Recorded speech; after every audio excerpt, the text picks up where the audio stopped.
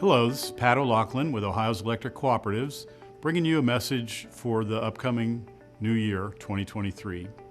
Each year at this time, we try to look ahead at the opportunities and challenges that appear to be on the horizon for Ohio's electric cooperatives in the upcoming year. Now, the last couple of years, I have to admit, the topics that we've highlighted have been important, but our views have been overwhelmed by events that sort of stole the show in each upcoming year. Back in 2020, COVID dominated our daily lives, but certainly wasn't something we were thinking about as we headed into the beginning of the year. And then last year, while there were signs of inflation and there were some concerns about supply chain issues ahead, no indication that we would have the enormous economic impact of the supply chain disruptions that we experienced this last year. No idea that Russia's invasion of the Ukraine would have such a staggering impact, not only on Europe, but the whole world, and the inflation that we've endured throughout the entire year of 2022. Yet with sound business plans and a capable workforce, Ohio's electric cooperatives were able to continue to deliver safe, reliable electricity at affordable prices, even without knowing very clearly what the future headlines would hold. Those enormous economic impacts you talked about that we saw in 2022, how did that affect Ohio's electric cooperatives? And then how are you able to keep delivering reliable, affordable electricity?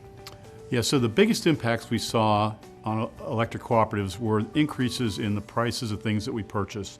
First of all, fuel, coal and natural gas, diesel fuel to produce electricity, but also all the materials and supplies that our electric cooperatives purchase to maintain and build their systems.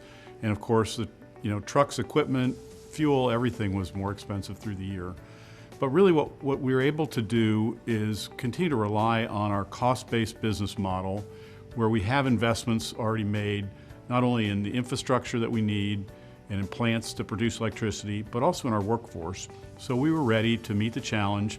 Of course, we did see some increases in price as we had to absorb these higher costs, but we were able to keep them lower than what most utilities saw around the country. So as we look ahead to 2023, we realize our crystal ball is not perfectly clear, but we do see a couple of things on the horizon. First of all, we expect the cost pressures that we saw this last year to continue into 2023, particularly in energy commodities, things like natural gas, coal, diesel fuel, other petroleum products. But despite these cost pressures, we do expect electric cooperatives are going to be able to provide a high quality of service at a cost that's lower than other utilities again this year. You say that they're going to impact rates and be lower than other utilities. Can you tell us what kind of impact we'll see in 2023 for Ohio electric cooperatives? This past year, most cooperatives had to pass on higher costs for generating and transmitting electricity. They ended up being about 5% higher than the year before. Most other utilities around Ohio and the United States increased rates in the neighborhood of 15%. Right now, as we look ahead to next year, we probably will see another 5% or so increases in prices, mostly from generation again, but also from the continued pressure on materials and supplies that the co-ops purchase to maintain their systems. And again, we think that other utilities will have a greater increase, maybe 10%, maybe even more. Another thing we expect in the upcoming year is the continued importance of our power plants operating reliably through the year. We continue to work to improve the operation and maintenance of our power plants.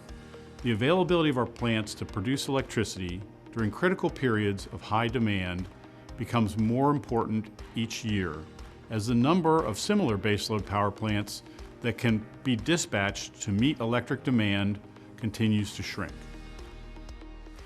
How concerned are you, and should cooperative members be concerned about the pace of plant shutdowns, coal plant shutdowns in Ohio?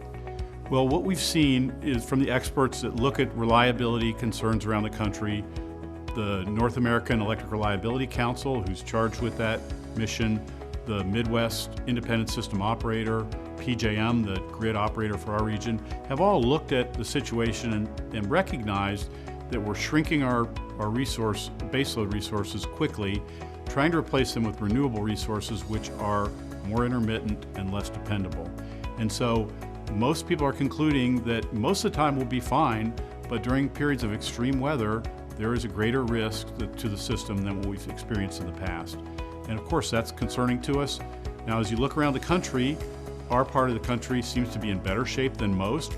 Areas have already seen trouble in California, in Texas, the upper Midwest. Those are the places that are being highlighted right now as to be greatest at risk.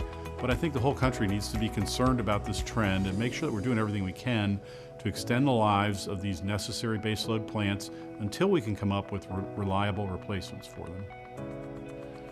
Unfortunately, another thing that we see next year that's pretty easy to predict is we expect to see continued government overreach in regulating energy industries generally and electricity production specifically.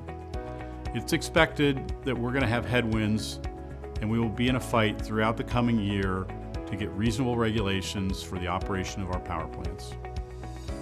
How can Ohio cooperatives and their members help in the fight against that government overreach? Well, the best tools that we have to help our cooperatives provide reliable and affordable electricity is to support our Political Action Committee, America's Electric Cooperatives Political Action Committee, and also to support your cooperative leaders as they try to engage with our government leaders to try to get fair and even-handed regulations that protect our environment and maintain a reliable and affordable electric system.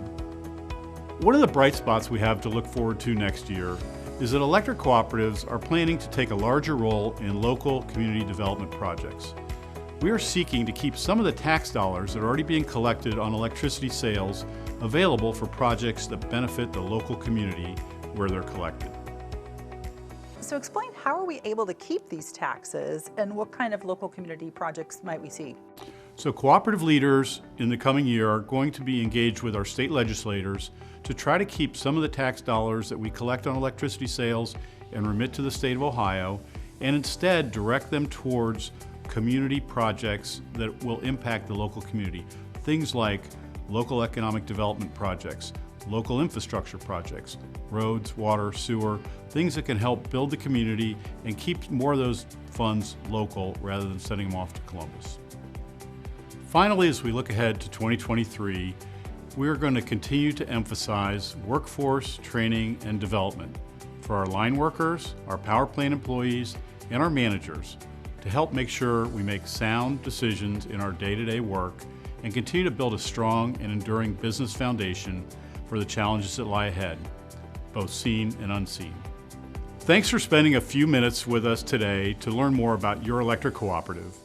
And I want to hope you and your family enjoy a safe and happy new year.